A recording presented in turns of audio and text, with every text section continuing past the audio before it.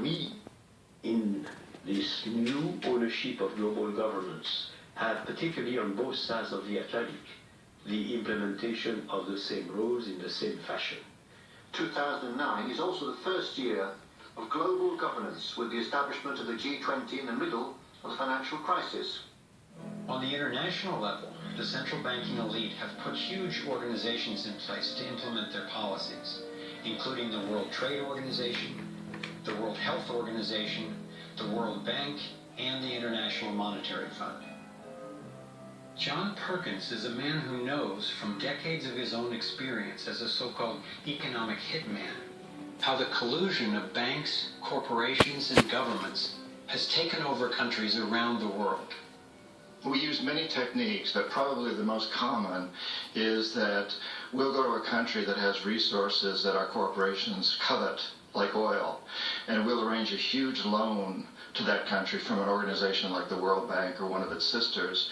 But almost all of the money goes to U.S. corporations, not to the country itself. Corporations like Bechtel and Halliburton, General Motors, General Electric, these types of organizations.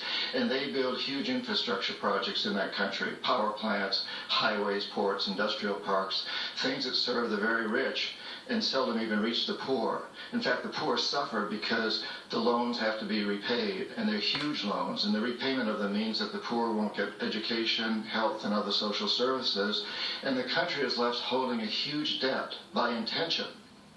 We go back, we economic hitmen, to this country and say, look, you owe us a lot of money, you can't repay your debts, so give us a pound of flesh.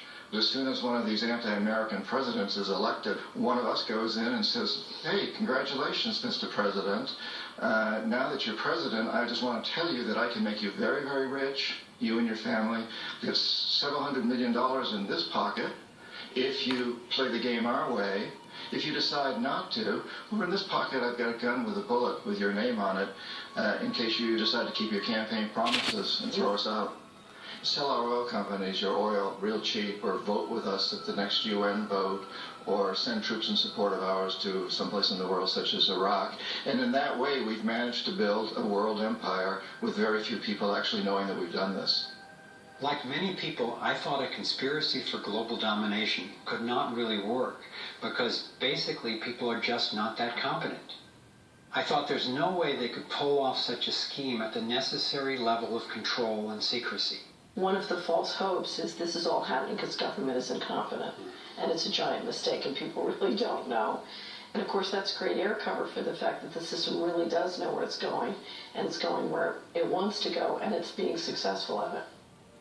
Still, I wondered how could something that is so big and corrupt be kept secret? It's a simple structure, and if it wasn't simple, it wouldn't work. And it can be likened to a compartmentalized pyramid.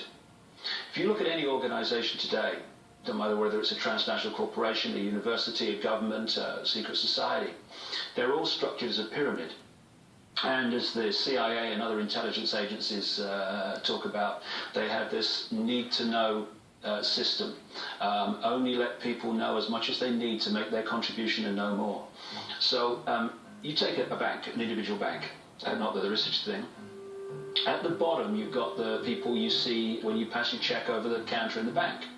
Now, they don't know what the bank manager behind them knows and is discussing. They only know what they need to know to do their job. The bank manager in the office behind them, he doesn't know or she doesn't know what's happening at the next level, and they don't know what's happening at the next level.